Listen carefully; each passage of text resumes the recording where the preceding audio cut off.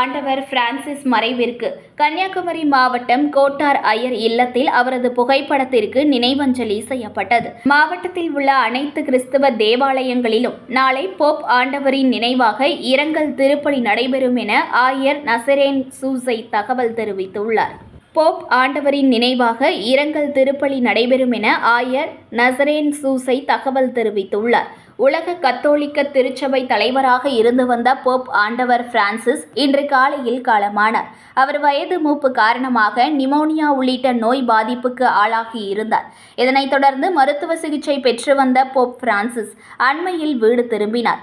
அவரது உடல்நிலை தொடர்ந்து கண்காணிக்கப்பட்டு வந்தது. இதற்கிடையே நேற்று நடைபெற்ற ஈஸ்டர் பண்டிகையில் மக்கள் முன் தோன்றி தேவ செய்தி வழங்கினார். இதனைத் தொடர்ந்து உறங்குவதற்கு சென்ற போப் பிரான்சிஸ் இன்று காலையில் 7:30 மணிக்கு மரணமடைந்தார். அவரது மரண தகவல் கேட்டு உலக கிறிஸ்தவ மக்கள் கண்ணீர் விட்டு தங்கள் துக்கத்தை வெளிப்படுத்தி வருகின்றனர்.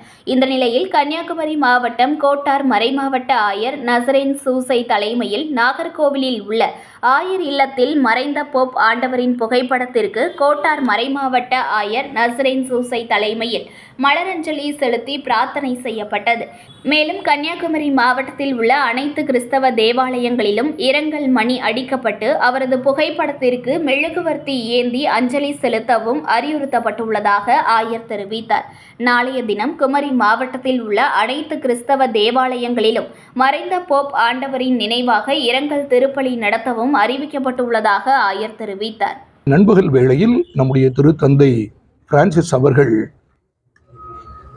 இறைவனடி சேர்ந்திருக்கிறார், இறைப்பதம் அடைந்திருக்கிறார் என்று இந்திய நேரப்படி அறிய வருகின்ற பொழுது நாங்கள் மிகவும் அதிர்ச்சியுற்றோம். ஏனென்றால் நேற்று காலை அவர் ரோமையில் பேதுரு சதுக்கத்தில் தோன்றியதை நாம் தொலைக்காட்சி மூலம் கூட கண்டோம். எனவே அதை ஏற்றுக்கொள்ள முடியாத ஒரு நிலை எங்களுக்கு இருந்தது. இருப்பினும் உடனடியாக அதை ஏற்றுக்கொண்டு சுதாகரித்து கொண்டு நம்முடைய மறை மாவட்டத்தில் பேராலயம் உட்பட அனைத்து ஆலயங்களிலும் அவருக்காக ஒரு இரங்கல் மணி அடிப்பதற்காக நாங்கள் கேட்டுக்கொண்டோம். எனவே நம்முடைய கோட்டாறு மறை மாவட்டத்தில் அனைத்து ஆலயங்களிலும் இன்றைய நாளில் மதிய வேளையில் அவருக்காக இரங்கல் மணி ஒலிக்கப்பட்டது. அதைத் தொடர்ந்து எல்லா ஆலயங்களுக்கு முன்பாக அவருடைய புகைப்படத்தை வைத்து ஒரு இதய அஞ்சலி செலுத்துமாறு நாங்கள் கேட்டுக்கொண்டிருக்கிறோம்.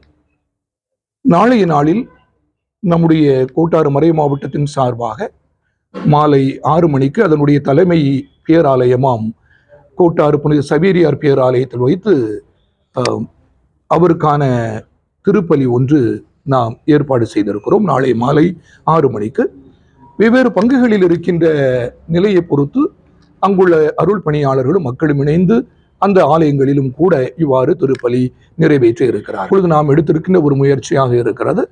இனி அடுத்ததாக அவருடைய அடக்கம் எப்பொழுது என நாம் அறிய வருகின்ற பொழுது அதை ஒட்டியதாக சில நிகழ்வுகள் நடைபெறலாம்.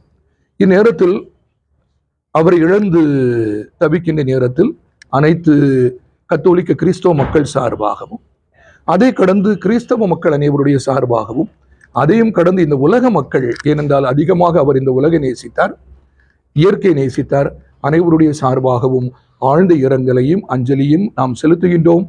இறைவனை நாம் வேண்டுகின்றோம், அவருக்கு விண்ணக இடத்திலே அவரை ஏற்றுக்கொள்ள வேண்டும் என நாம் தொடர்ந்து வேண்டுகின்றோம். செய்திகளை உடனுக்குடன் தெரிந்து கொள்ள லைக் பண்ணுங்க, ஷேர் பண்ணுங்க, சப்ஸ்கிரைப் பண்ணுங்க, மறக்காம கமெண்ட் பண்ணுங்க.